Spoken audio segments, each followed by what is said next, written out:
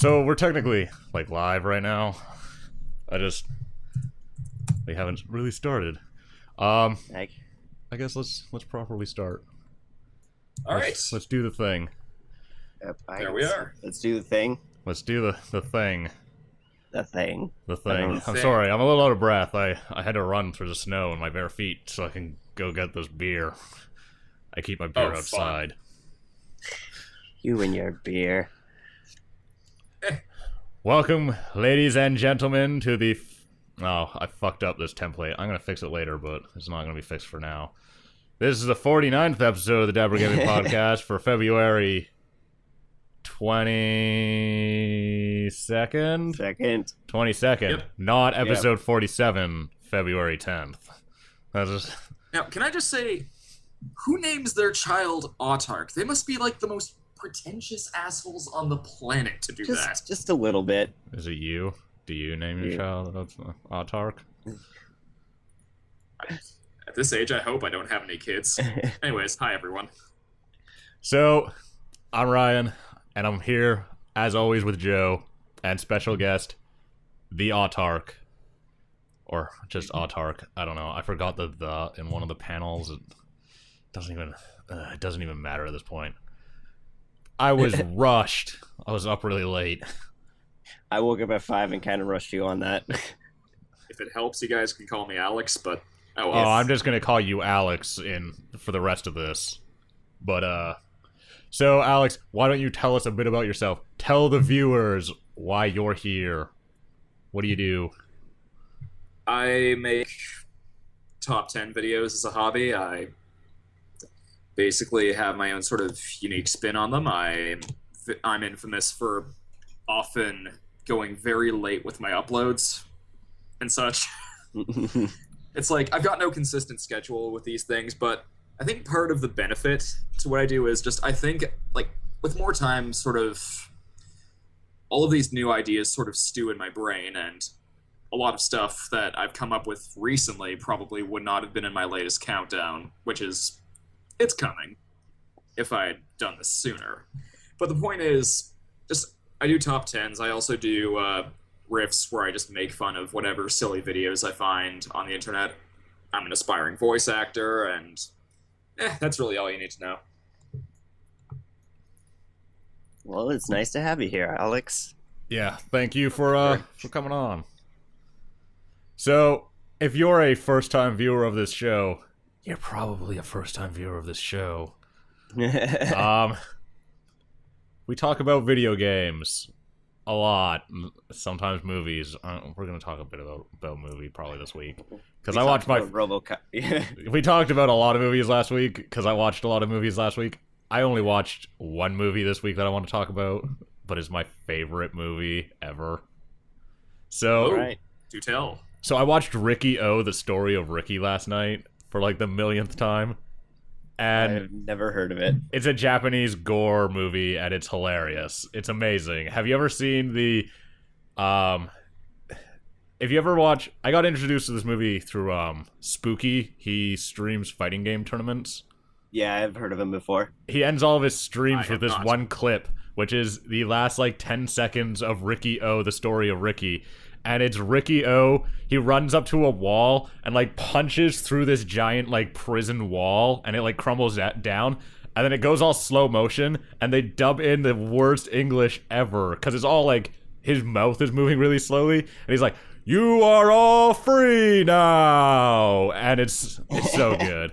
It's so good. So is it intentionally so bad it's good, or is it just so bad it's good? It's not intentional, I don't think. Oh, perfect. Those are always the best. The ones that are intentionally awful movies don't work right. But if you haven't watched Ricky O, the story of Ricky, the entire English dub is on YouTube. Watch it. It's so good. I will find time. He punches I'll keep that in mind. He punches like through a man's stomach and just like blood and guts shoot everywhere out of like the back. It's amazing. It's so good. It's like just the best movie. That is glorious. I always love those horrible Japanese dub movies. Yeah, it's so great. And the guy who plays Regrettably, Ricky is actually like in a bunch of actual movies. Like he's in Crouching Tiger, Hidden Dragon, and he's in Ip Man. Like all of the latest Ip Man movies. Like there's fucking 5 of them. He's in all of them. He plays Ip Man. That's why he's in all of them. He's the main character. So this is just a really prolific guy. In other words, he's really good at martial arts movies, I guess. Apparently, he's been just in a lot of schlock too. Well, Ip Man's good, and Crouching Tiger, Hidden Dragon's good. He's in like a lot of martial arts movies. Aside from the ones that aren't Ip Man and what's it called, Crouching Tiger, Hidden Dragon. Yeah, maybe. They're all. Well, I mean, they're good genre pieces. They're fucking terrible movies, but whatever. He's like the most passable actor in that movie too. Just like facial expression wise, everyone else looks like a fucking idiot. There's one guy who's supposed to be like, I guess he's not supposed to be slow, but he has like his tongue cut out so he can't talk, and so like he way over like acts everything. That movie's so great. You have to watch it. The effects are awful. Ricky O, the story of Ricky. Yeah. All right. Written down. It's a must watch. I'm gonna link it in the description probably of this podcast when we do the upload. So in any event, it's written. Yeah. So what have you guys been playing this week? What have you been doing? A fuck ton of Pokemon. Oh God. Tell me about Pokemon. I don't know Pokemon. Tell me about Pokemon. Is that the game with the small little pocket thingies or like small men? They're a little weird looking. With the guy comes out of the thing and he goes. Yes. Bill Cosby. Go search that shit up. But so yeah, basically. Okay. Never mind. Sorry. Go ahead. Sorry. Basically, I've just been playing a lot of Pokemon X and Y. I've been going back to a lot of the previous games and trading throughout each generation. You can't trade these back through, like, say, Generation 4 back to Gen 3 and stuff like that, but I've just been trading all of my stuff from older games to just Pokemon X and Y, and I've just been, like, using them as leverage in online trades, so I've pretty much got every or have owned every legendary Pokemon there is now, except for all the event ones, which are, like, impossible to find, so... Is that through the Pokebank thing? Yeah. Yeah, nice. I remember hearing that was finally live, and people were decently pleased that it wasn't horrible. First day it was really slow, but then again, what the hell are you going to do? All these people trying to go on the same server and stuff. How about you? Yeah. What have you been up to? Me or Ryan? Both of you. Games. Okay. You go first. I'm messaging someone. Okay. You have your turn. Get in the corner. No one likes me. I've been playing Hat in Time a lot. I've been loving that game. It's amazing. I don't want to spoil anything for anyone who hasn't played it, but the game takes a weird turn like halfway through. Because the alpha is like you get to play 2 different levels. You get to play Act 1, Chapter 1, and then Act 3, Chapter 3. I think I could be wrong. Don't quote me on that. And Act 3, Chapter 3 takes like an extremely weird turn, and it's like nothing I would expect to come out of that game, and it was amazing. I loved it. Anyone who's actually played the game knows what I'm talking about. And I've been playing some Halo like usual, and I played Antichamber a bit more. And by a bit more, I mean I downloaded it from the Humble Bundle and did a speed run of it really quickly because I love and I enjoy doing that for some reason. Antichamber is so good. I never beat it because I didn't have the time to fucking figure out that game's backward ass logic. That game reminds me of Monkey Island, but in first person, in that it is a game where nothing makes any goddamn sense, and you just have to figure out what the developer wants you to do. I can beat that game in like 10 minutes, I think. Yeah, I know it's like a game that you can beat super quickly if you understand all of the mechanics, but you have to like go through all the stupid trials to like be taught it the first time or look it up. Yeah. And I refused to look it up, and I've just been stuck. I got stuck, and I was like, I don't have time to play this anymore. It's definitely a fun game, though. I enjoy it. Yeah, it's so... Antichamber is just, like... it's one of the coolest experiences that I had in gaming.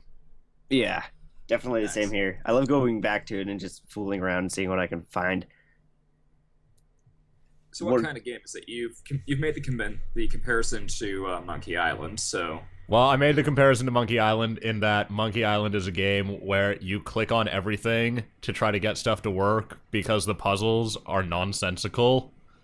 And Sometimes. Antichamber is like a non-Euclidean world, so the way that things work are not like our own. So, like the laws of our physics don't apply to that game, and so when you're like walking around in Antichamber, you can go into a room, turn around, walk out the door, and not end up in the room that you were in before you walked into the new room. Like you're in a place you've never been before, even Yeah, though you well, just walked through a door, Okay, then. turned around, and walked back through the door.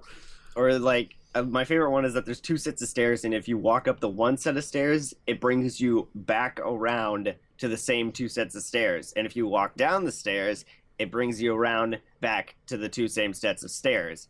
Yeah, But if you go and- back the way you came, you're in a completely new room now. Yeah, that's like the first puzzle that they give you, which shows that like where you go is not, or where you come from is not necessarily accessible again from where you are. Yeah. It's crazy. So Yeah, what have you been sounds playing, hard. Ryan? Banished. Banished? Yeah, because that's the game that I'm reviewing this month, so I've been playing Banished. And it's so good if you like So- city builders. all right. Oh. So what kind of city builder is it? It's not really like any other city builders in that it's more of a survival game than a city builder. You never thrive. You're always just trying to have enough food and enough clothing and enough firewood to not freeze to death in the winter. So the story of Banished is that you're a group of people who have been exiled from their like village or town, and they need to establish a new town. And this isn't like settlers' time, and so you just like if you need food, then you gather it, or you can farm or like fish. But there's no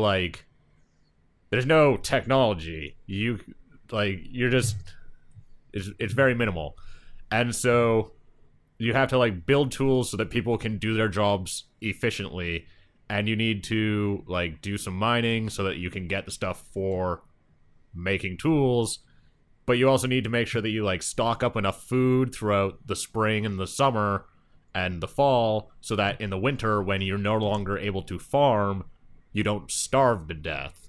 Because if you run out of food, then everyone starts dying, and you need to make sure that there's enough houses for people to live in to start families, so that when the elderly die, you have young people ready to enter the workforce to replace them in their jobs. And like it's basically just a game about managing how many people you have alive.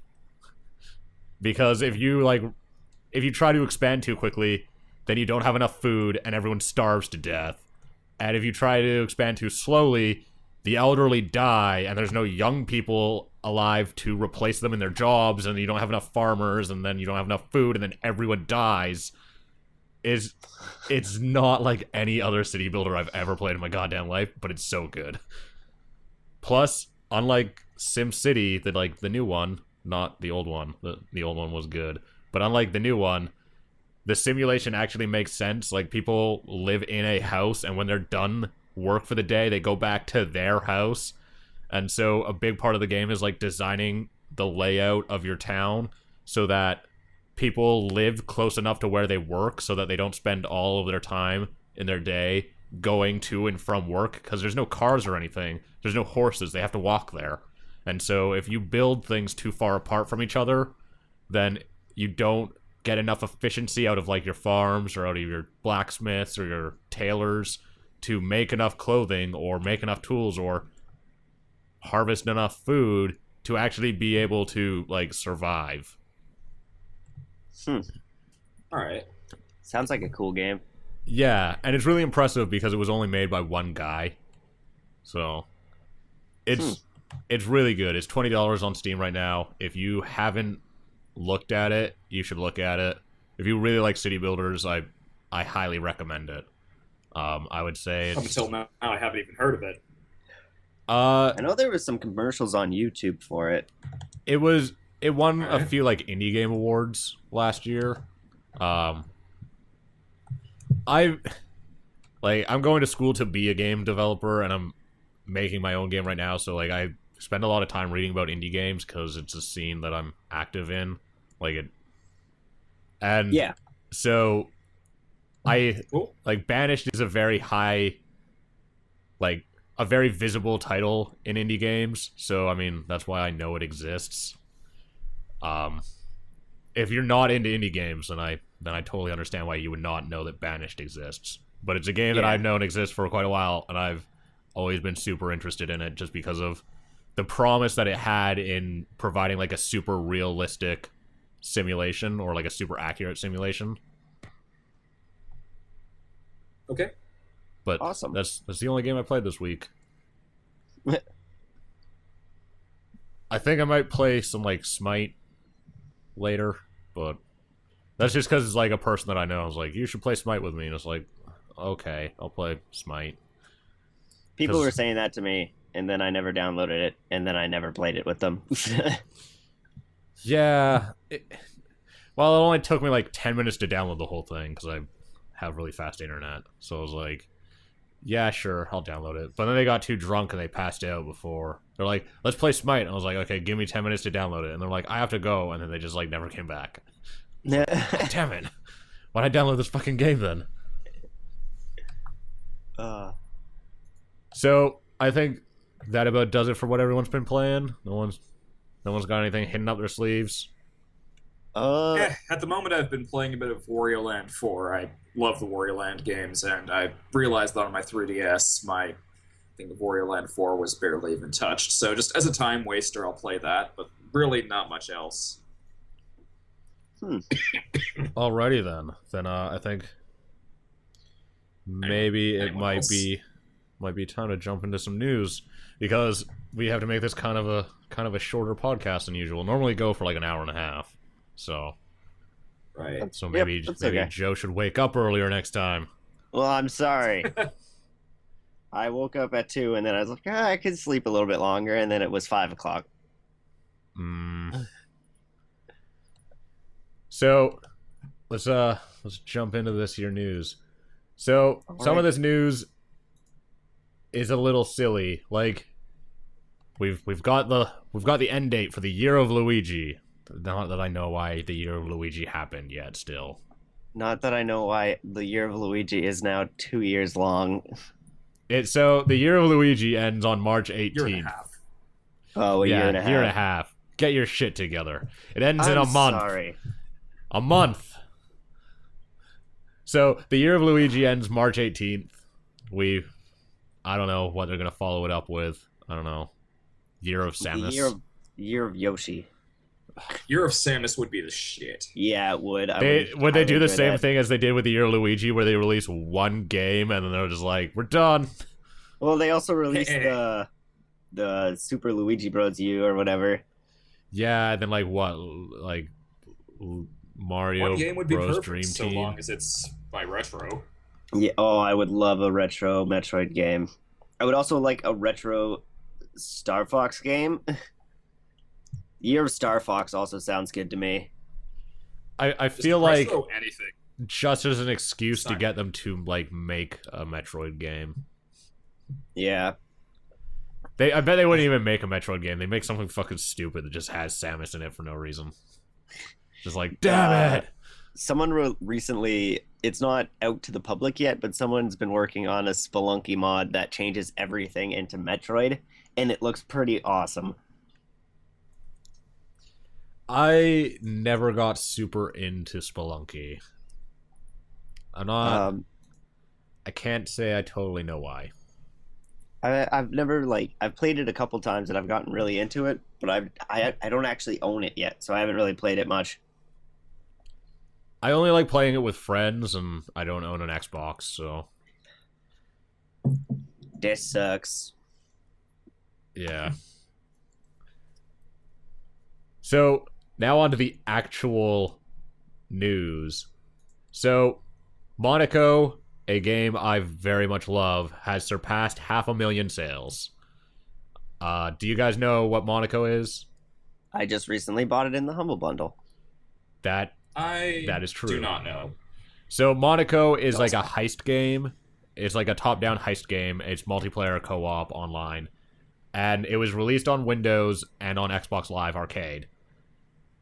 And they've now sold 500,000 copies, made a ton of money off the game. It was critically acclaimed. It is clearly a commercial success for what it is. And it basically sold nothing on Xbox Live Arcade, which shows how useless it is to develop games for Xbox if you're an indie. That's funny. Because arguably one of the best games of last year just didn't sell. Like, it didn't sell any units on Xbox, basically, because Xbox Live Arcade is a fucking mess. And it's something I've been... It is. It's something I've been kind of vocal about for a while, because, like, I know a bunch of people who work at Microsoft, like, game studios. I guess it's Black Tusk now. But, like... The idea of making a game for Xbox, paying $10,000 to get it on the system, then paying $10,000 to update it every time you have to update it, and then getting zero visibility, and then getting no sales is ludicrous. Like, it doesn't make any sense to develop for... Like, it just doesn't make sense to develop for the platform if you're not a AAA, because you won't sell any games. And it costs way more than every other... I think the easiest way to look at that is like look at the orange box and how much TF2 has been updated on it. Yeah, that's because Microsoft won't let them not sell their updates. They won't let them do them for free, even if Valve like pays for the updates to go out. That's why they only had one. Stupid. Because they don't want to sell content updates. Or, like, do free content updates. They need to be, like, sold. It's fucking insane. That's stupid. Yeah. What else we got news-wise? Double Fine's managed to fund the second half of Broken Age. Yeah. By having sold the first half of Broken Age. Neat. So that's really done. I really enjoyed Broken Age. I can't wait for Act 2. I haven't bought it yet or played it. I just got a coupon for 25% off on that game, so I'm probably going to buy it next week. Even though I don't want to play it until it's done. I'm holding off. I'm holding off for as long as I can. That. Have you gotten your hands on it, Alex? My hands on which game again? Broken Age? No. No. Honestly, I haven't gotten too many games anyway, so I'm probably not in the. I'm probably not going to be the most reliable person at the moment. That's fine. I don't really pick up too many games either, but Broken Age was one I felt like I had to pick up, mostly because it was made by Double Fine, and they're like my favorite gaming company ever. It's a Tim Schafer point and click, man. They did Monkey Island. They didn't do Monkey Island. Brutal. That's not true. LucasArts did Monkey Island. Tim Schafer, who owns Double Fine, was one of the writers for Monkey Island. Okay. Tim Schafer is a name that I definitely know. Yes. So. Yeah. So he Tim owns Schafer Double Fine. Yeah. Guy's like a gaming legend.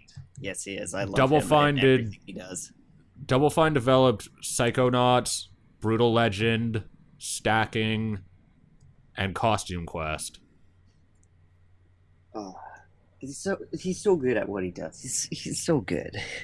I love Tim Schafer. Yeah, he's fantastic. And regrettably, I have not played a single game of his. You definitely have to try Psychonauts. I know you would love it. I know the countdown. I actually do have Psychonauts on my Steam account. I just never go on Steam, so I need to change that. You need to try it. I know most of the Countdown community has a fond love for that game. Oh yeah, I'm actually pretty close. Like some of my close friends on the former Chaos Theater in whatever case. Yeah, they used to talk all the time about how good Psychonauts was, and yeah, just never been able to find the time or I guess attention for it. Yeah, which should change at some point. I can understand. You're a busy man. Games. Dude. I know Ryan has a huge list of games that he needs to play. I think we all have a huge list that we just can't get to. I always set time aside for some games. Like, every year I play Vampire the Masquerade Bloodlines, I don't fucking care. I play that goddamn game. It's my favorite game of all time. Even though it barely works. At least without the community patches. But, I don't know. I find time for one game a month. I feel like that... At this point, that's about as many good games a month that come out. I think I can set time aside for one game a month. Alright. But I have probably the most ludicrous game collection. I probably have more games than any of you guys. I can bet you amount of money that you have more than me because my collection is sad and worthless. I've got... My collection is... It's just a collection. It's like a hodgepodge of whatever I could scrounge up. Yeah, it's pretty much what mine's like. I realize my Steam account is worth thousands of dollars. Yeah. Oh my god. It's probably worth... So I have over 250 games in my Steam account. And there's a lot of DLC in there too. I don't even know how many. I've got like over 500 purchases on Steam. I think I only have all like of them for 70 like or something. More. I've got at least $5,000 worth of stuff in my Steam account. It's ridiculous. I've been on Steam for 10 years, man. This is true. And with Humble Bundle, it's easy to get a lot of games that are worth a lot for cheap. I've only bought one Humble Bundle because I buy my games when they come out. Oh my god. As someone who like doesn't buy games often when they come out, Humble Bundle is like a gift for me. Every time something comes out, it's like I don't have like 7 out of 8 of those games.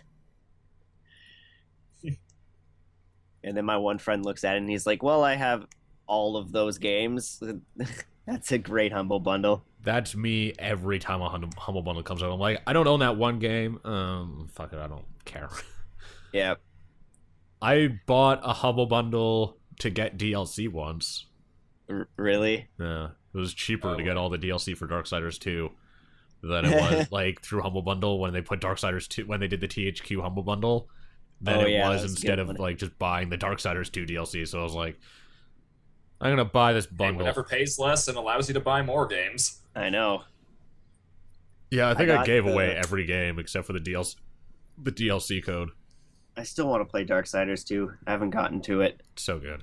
I believe my housemates own Darksiders 2, and a few of my friends say it's good, just apparently the ending's really shitty.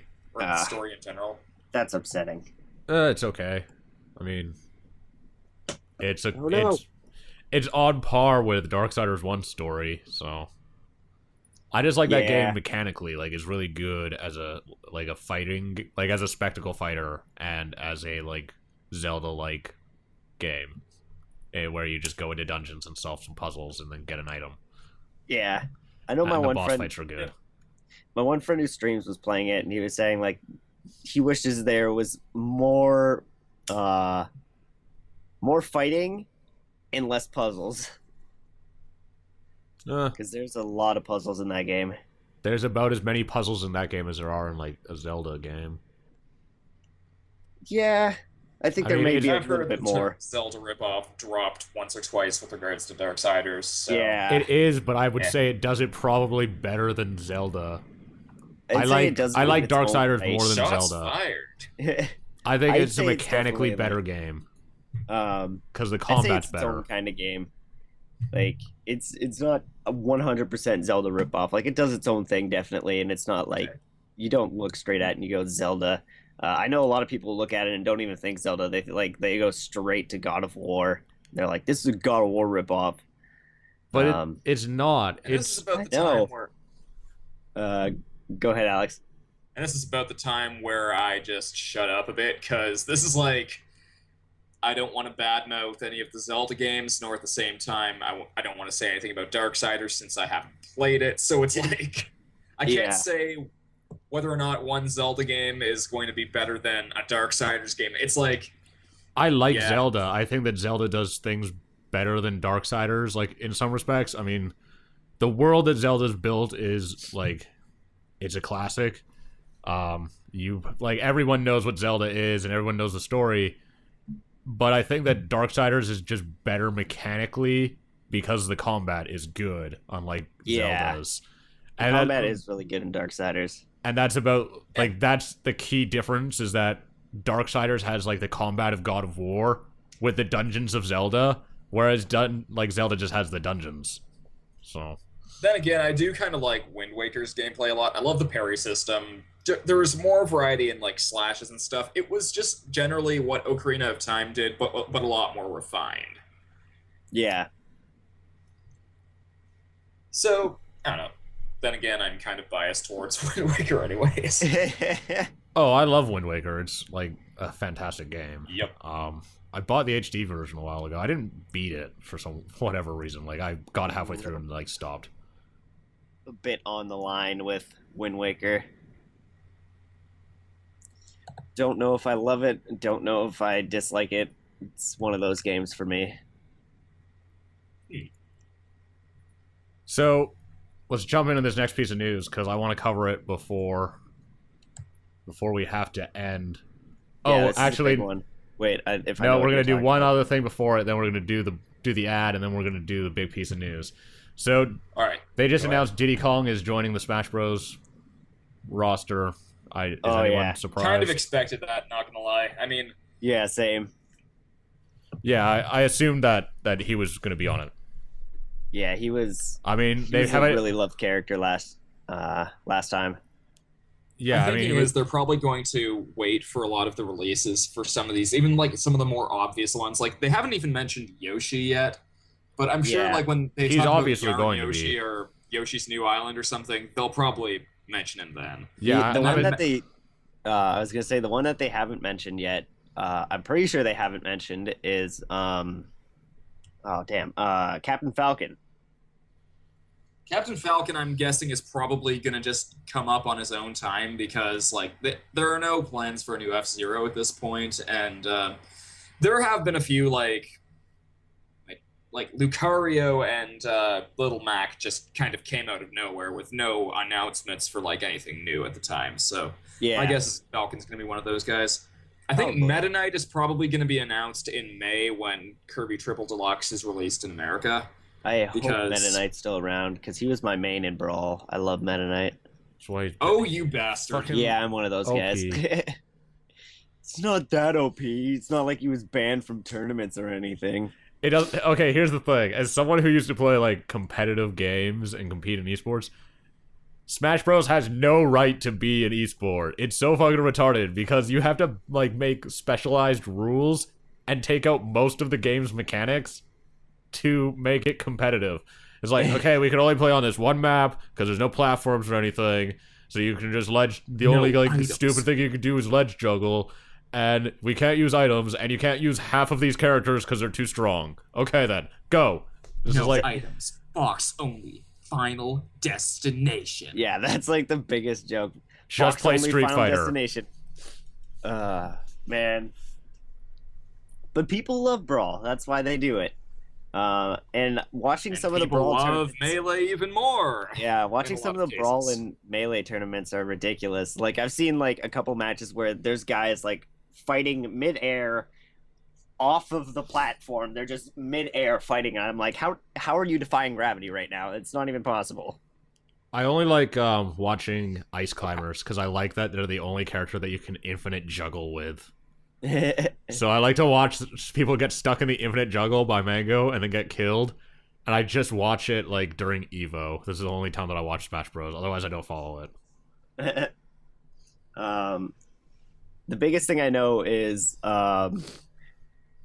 that pretty much Mautendo, definitely not Mautendo.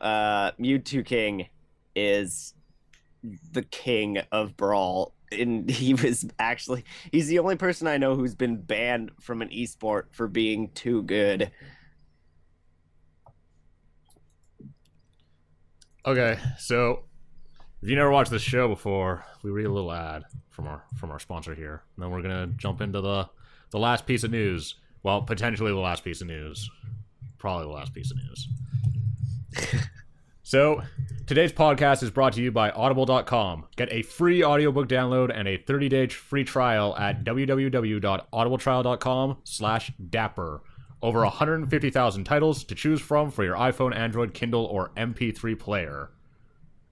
I personally recommend that you read Ender's Game. Ender's Game is one of my favorite books, like, ever. So, I mean, if you had to listen to a book, I think Ender's Game is a good choice. So, that, again, you can go get your free trial at audibletrial.com/dapper. That's audibletrial.com/dapper for your free audiobook. Do it. Pay my hosting fees. That's how we end the ad. Do it. Pay so that we can keep doing this. It's not like I want you guys to ravish me. It's like $15 a referral. It's a way better deal than Content ID or than Google AdSense or whatever on YouTube videos. $15 a fucking click. Shit, son. So we're gonna jump into this last piece of news, and then maybe we'll like ask the stream for some questions or something.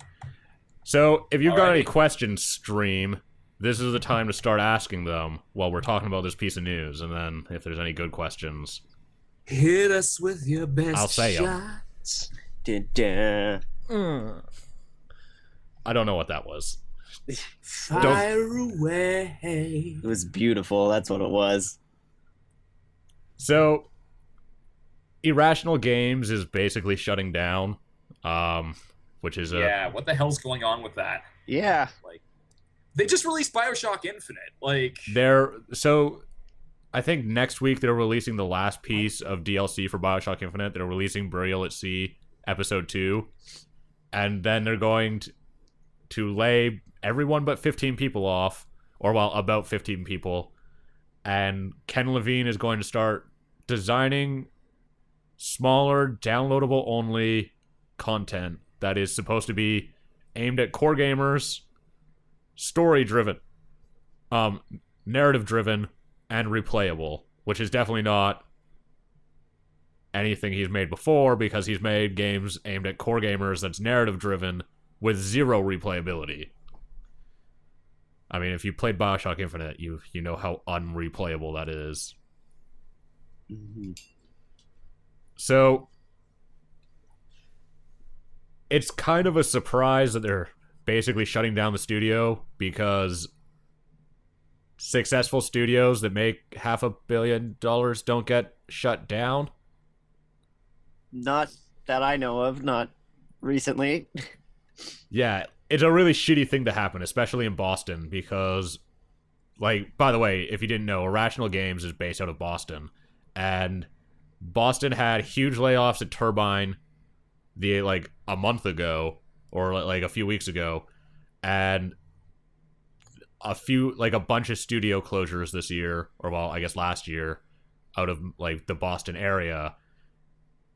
That is a place that is not probably where you want to be if you're a game developer right now, because there's a whole lot of unemployed game developers in the Boston area. There's a lot of competition. So basically what happened is that Ken Levine wanted to like leave Irrational Games and start up a new company by himself and like a few people to start working on his new project, like how do a startup.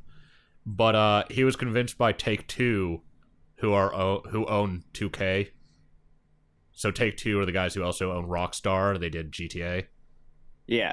But Take-Two convinced him to like stay within the Take-Two infrastructure, and that they would pay for him to do whatever he wanted to do. And so,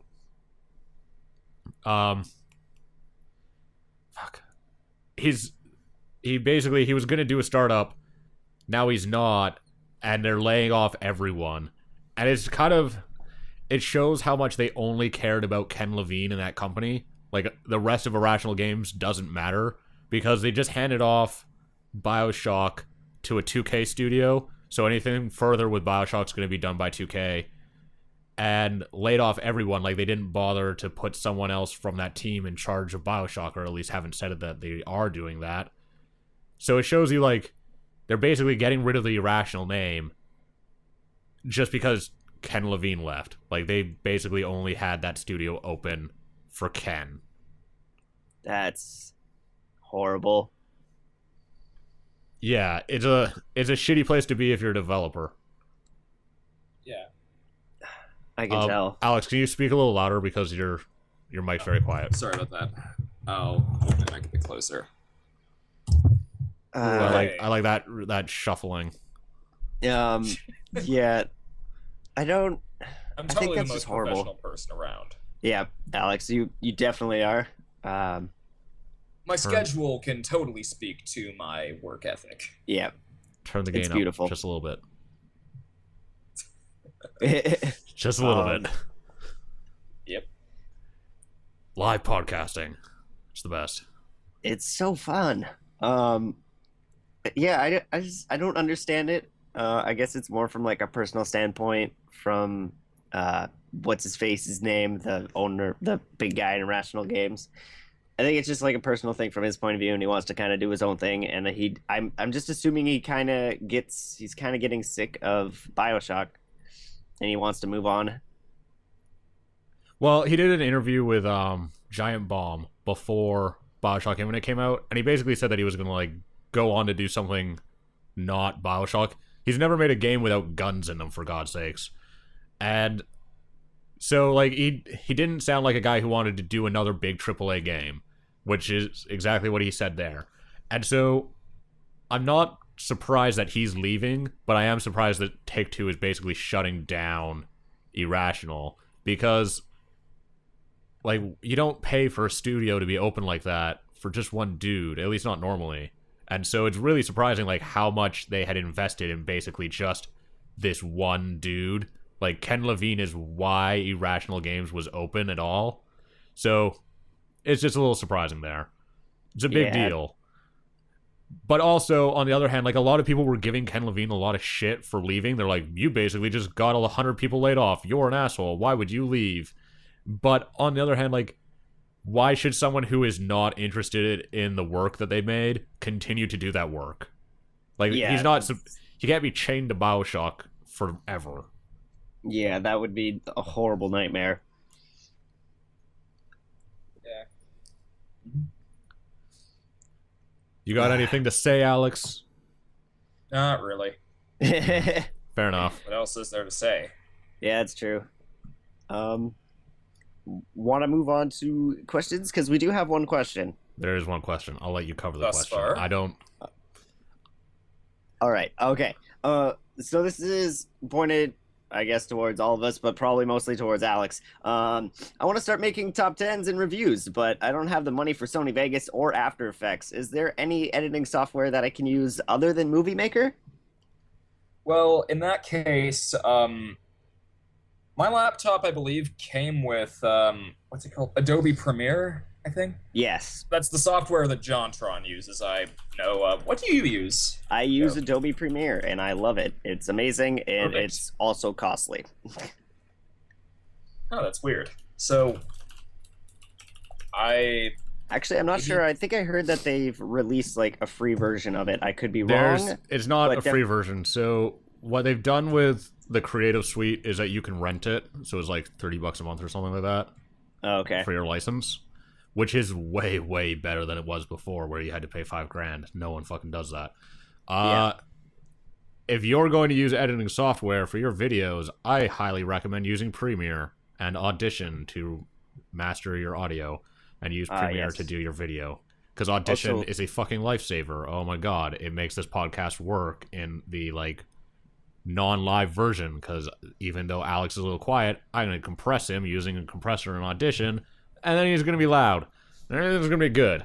But you know, I just realized I had my gain on to minimum. yeah, that's why I said turn the gain up, and he just didn't. It's okay. It's fine now. You were okay at the beginning. Perfect. I think you like bumped it when you like moved it closer or something. I don't know. Either that or I just moved back a bit. Chair work. The big thing I want to say is you definitely don't need After Effects.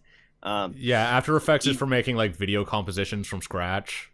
It's for doing effects, not for taking like video you've already recorded. So Even like the big people that I know, like the completionist, JonTron, Peanut Butter Gamer, especially Peanut Butter Gamer, Pro Jared, like none of those guys use After Effects, and if they do, they use it sparingly and only for certain things. They rarely use it. If I was to give you a suggestion on video software, I would say stay away from Vegas because it's not very good. Yeah, and like if you don't have the money to rent Premiere, I think it's awesome. I've pretty much got a whole handle on that one. Alec, I just have to say I used Vegas for 5 years and I loved it. I loved Vegas. It was great. And then I switched to Premiere, and let's just say I'm never going back to Vegas. Vegas is kind of a shitty place to be anyway. I mean, but definitely Vegas is cool. It's hard to afford, and Adobe Premiere is great, especially since you can rent it for $30 a month now. If you're extremely poor, there are other means to get programs that I'm not willing to mention here, but you could probably find out for yourself. There's a bay full of pirates on the internet. And those pirates, they search for booty, and then you can find that booty and download it. Yeah, that's for After Effects. Like, I think the only times I've ever really needed to use it were for the endings to some of my like more story-driven videos where I would need sort of like lightsaber stuff, lightning and stuff. I've pretty much gotten around the aerial blades thing. I've pretty much just got a preset that I can use. Yeah. So I don't even have to use After Effects for the more. It's really like you can do lightsaber stuff. You can do a lot of stuff without After Effects. It's going to take longer, but you could definitely do it without After Effects. And After Effects took long enough as it is. Like, yeah. Jesus, I think it took me a few days to get the lightsaber effect from top 10 scariest Twin Peaks moments done. Yeah, that lightsabers could definitely take a while, especially since like a lot of the times if you don't know what you're doing, you end up doing it frame by frame, and it's horrible. Oh yeah, that's what happened. Yep. Keyframe that shit. Keyframe all of it.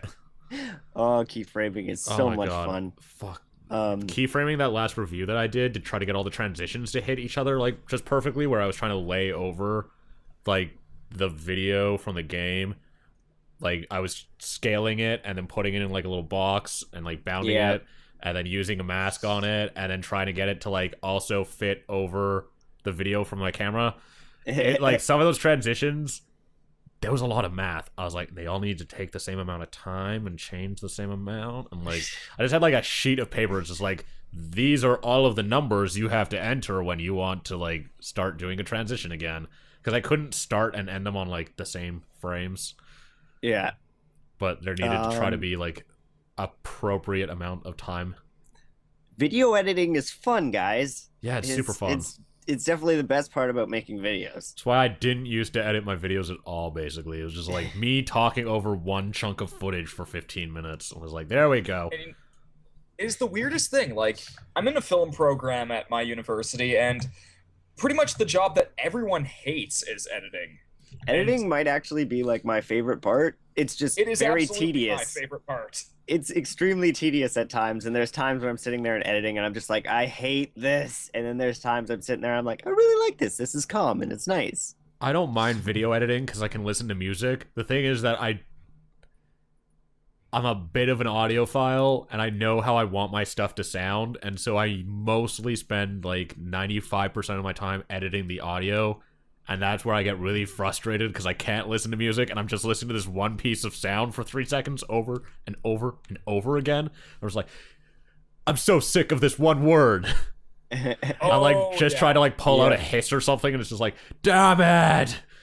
The podcast is really easy. I'm super lazy. I'm just like, run this one multi-band compressor on it. Done.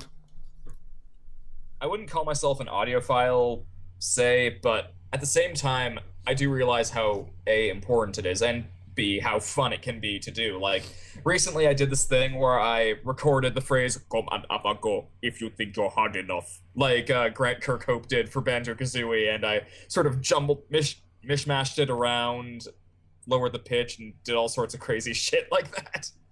So it's always fun. That's awesome. We have another question. Alex, can you show us your vocal range as a voice actor? Before that, there was a question also asked was that there? was about the Flappy Bird Oh, incident, yes. and all I have to say is this. I don't give a shit about Flappy Bird, but I do give a shit about Flappy Ford. I have not heard of that one. Okay, so I'm from Toronto initially. Well, I consider myself a Torontonian at heart. Yeah. Our mayor, Toronto's mayor, Rob Ford, is an absolute nutcase. Oh, okay. I see where this is going. And just search up Flappy Ford on Google and just play it. It's pretty much got a lot of his quotes that are like all these different quotes that he has said. They're all real. Oh, the stuff he said's amazing. Yeah, as someone who lives around there. One of my drunken stupors. Oh my god. As someone who lives around there and who's been like who heard like all the news about that. Jeez, he said some stupid shit, but it's all hilarious. I used to live a few blocks from where he smoked crack. That's oh god. Torontonian pride, everyone. Yeah. Toronto's awesome. I've been there a few times. It is a really nice place. Yeah, if you want a more in-depth discussion about Flappy Bird, I don't know, I think that was a podcast 2 weeks ago. Yeah, it would have been the podcast that the number that's on the stream right now is not what it will be in post because I forgot to change the number of the episode. So 47. Yeah, I think it's 47 or 48, something like that. I don't know. It's when Jost joined, I think. So if you want to listen to a discussion about Flappy Bird for 30 minutes, you don't want to do that. Then you can go listen to episode 47. On YouTube, I think it says it's 2.5 hours long. It's not 2.5 hours long. For whatever reason, it just rendered an extra hour and a half of black. Oh yeah, I remember that. And for whatever reason, and the video's so long that YouTube won't let me edit it in YouTube, like in the YouTube video editor. And I'm not re-rendering it, so have fun with that. But you can listen to it as like an hour and 5 minutes or some shit like that. So, all right. As for the thing about voice and my vocal range, like that one's a really difficult question because I almost don't even know how to map it. Like, just make some sounds. Are you talking about like?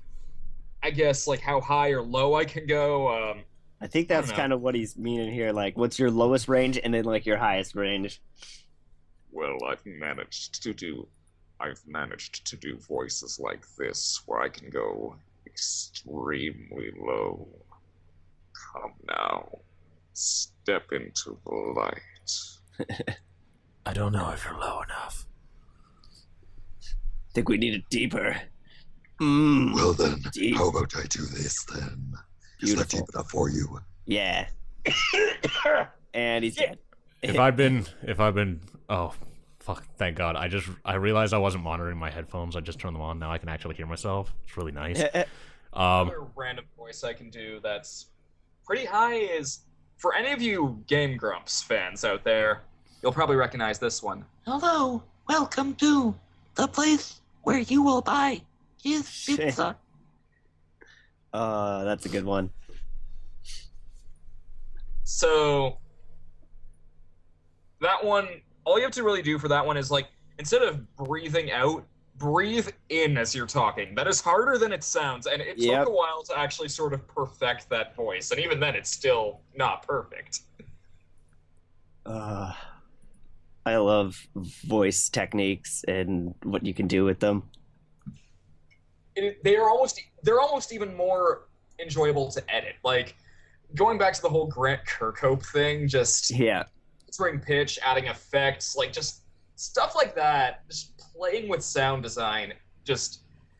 I mean, there's a lot of flashy video effects and like cool visual things that I do in my videos, but I'm slowly becoming more and more interested in sound design as well. So I can definitely sympathize with you there.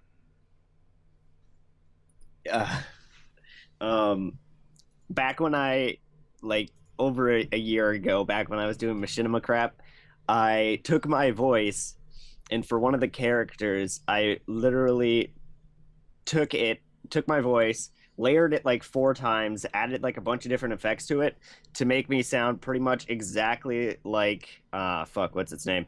The Ice King or whatever his name is from World of Warcraft. The Lich King. Lich King? Yeah. Yeah. So I did all the vocal techniques and all that to make me sound like him, and it turned out really well. It was pretty cool. Sick. So what does that involve? Well, it's 3 different layers that are all like an octave lower, and then a 4th layer that's actually reversed, and then there's like a crazy long echo on it, and then you have to do a couple more deepening effects to the other 2 layers and a couple like pitch shifters, and it comes out really cool. Sick. Yeah. I should probably try that at some point. There's a tutorial on YouTube somewhere how to do it, so it's cool. It's pretty easy to pull together. Perfect. I've been able to do a few things with like layering different pitches and stuff. I've been able to mimic sort of like a Persona 4 shadow voice. I have not played Persona 4. And there's like 50 people telling me to play it. True self. What a life. Just imagine that, but with like another layer that has like just say not 2 octaves, like 2 pitches lower than that. Yeah. Yeah. It's pretty simple to do, but it's funny because I'm in school for like lighting and audio and stuff like that for like professional performances. Sweet. So that's like including film, and I'm guessing more than that. Yeah, so we learn about film, we learn about plays, bands, like all that kind of stuff. I'm more of a lighting guy, but definitely learning all the audio stuff is really cool, and I do enjoy it. But lighting overall is something I really love.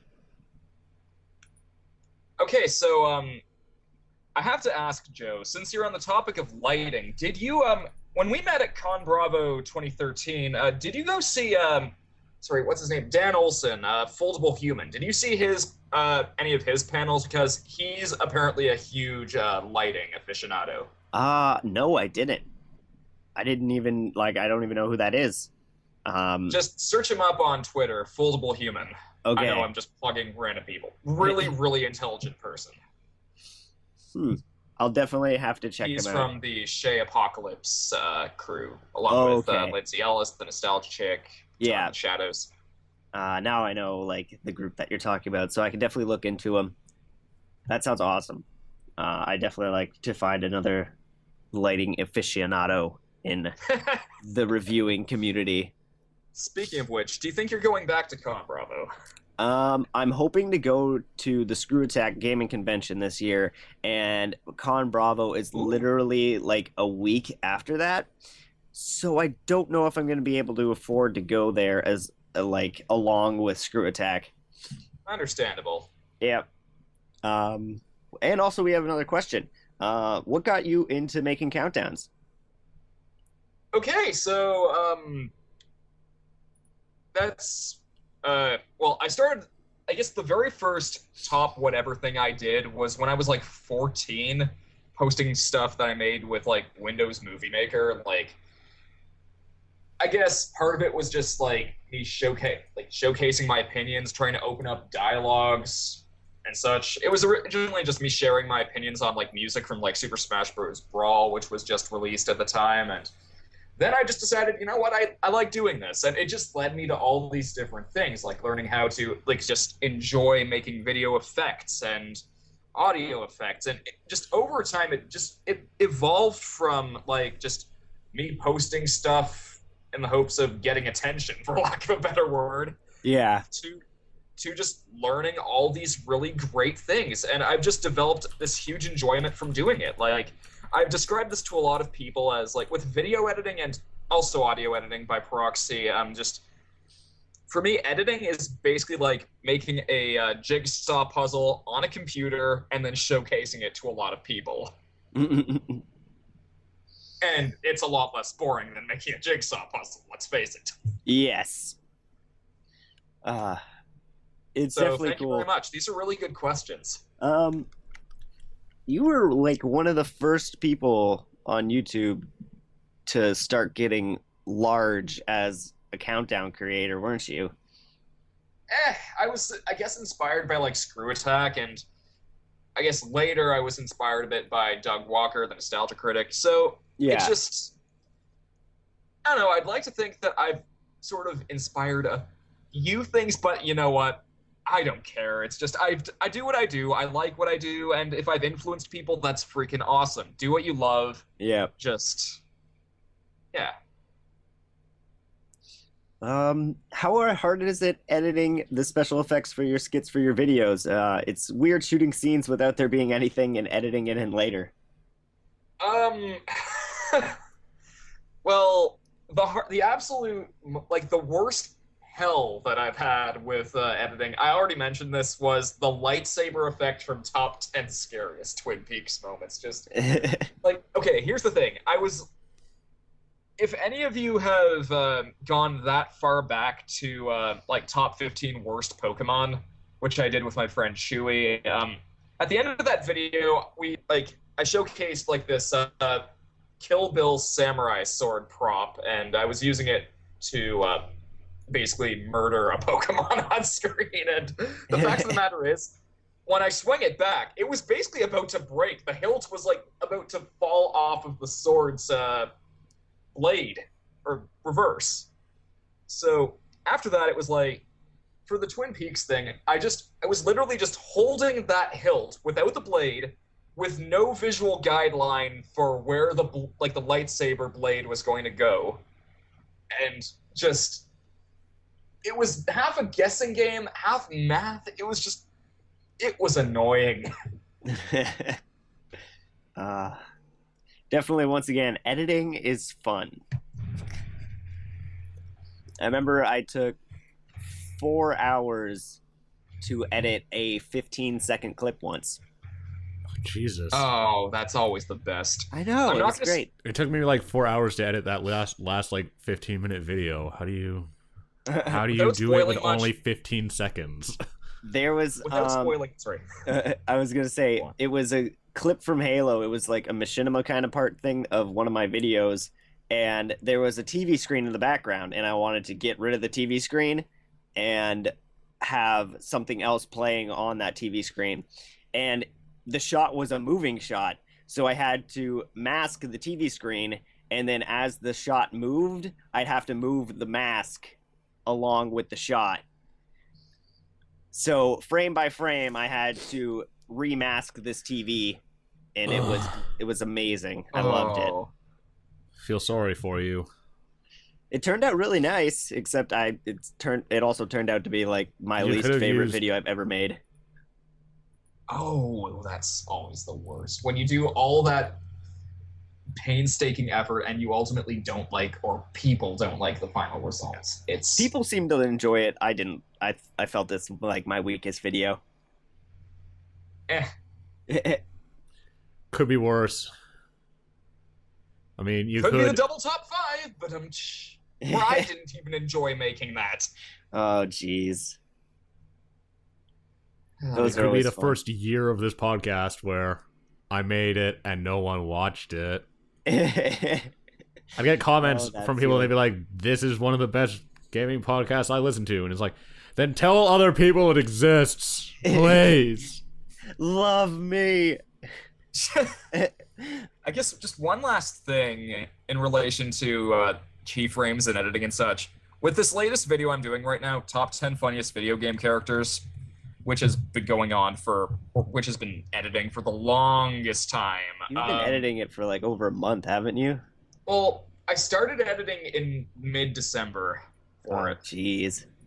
Like, personal life interfering, school interfering, health interfering, and then my own, just me getting all these new ideas as I go along. It's like, just all these thoughts stewing in my head. But it's like, after that, like this latest segment that I just finished for it, it took me about 4 hours as well. Or there's an effect at the end that took me like 3-4 hours, and it was another thing that was just for like 10-15 seconds. So it's for number 9 in Top 10 Funniest Characters. Look out for that one. It's some of my most complex work to date. That I can't wait to see that, especially since you've been editing it so long. It's definitely going to be, I'm hoping it's going to be a great video. It's so far it's probably some of my favorite work to date, if not my favorite. So I think it's going to be worth the wait. I really do. That's great to hear.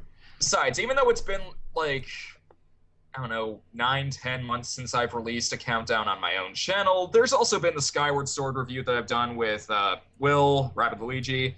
There's the Pony review I did with Josh, all the Hades riffs. So let it not be said that I haven't been doing shit. You've been working. I've just been experimenting, is all. Also, speaking of Josh, there is a question. Since you killed Josh on his channel, who's next on your hit list? That would be a spoiler, my friend.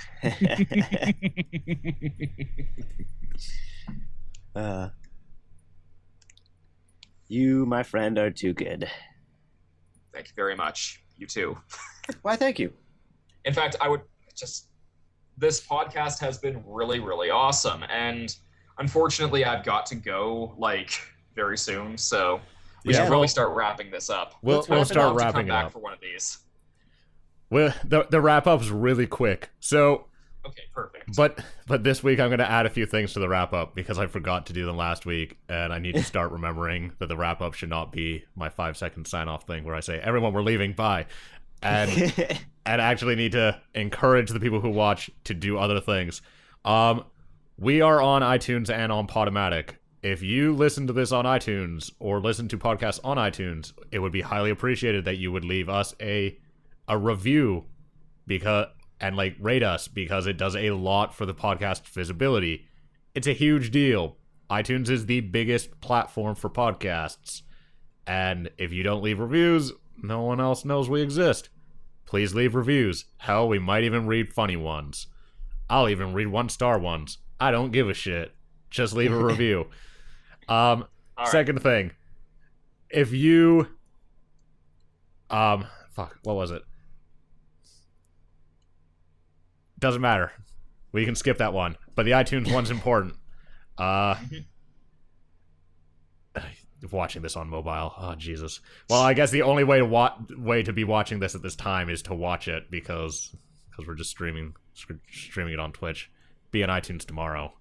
Probably Monday. Probably not tomorrow. If you're watching this on Twitch, just, since we're speaking of that, don't forget to follow. Yeah, follow. We'll do it every week from now on. Yes, we do podcasts every week.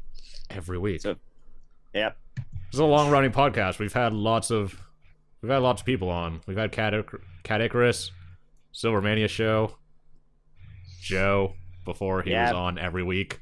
Dex the Swede. Swede. Scarfulu. Hoping to get more. Cool. Yeah.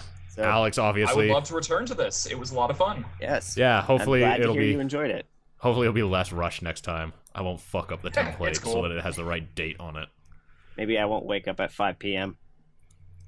We'll start with more than an hour's time left. Okay. So, thank you guys for watching what is the 49th episode of the Dapper Gaming Podcast for February 22nd. I've been your host, Ryan. With me, as always, has been Joe. And thank you, Alex a.k.a. the Autarch. Is that how you would pronounce that? Autarch. Blame my 16-year-old self for thinking of such a silly name. Don't worry, man. Mine's RGE. You can't even fucking pronounce it as a word. Only like 5 other people know what it actually means at this point, because no one else plays that I used to play Counter-Strike with plays. It just got shorter and shorter and shorter until it got to RGE. But it's still the same name. So, thank you guys for watching, and we will see you guys next week, hopefully. Good night. See ya. Take care.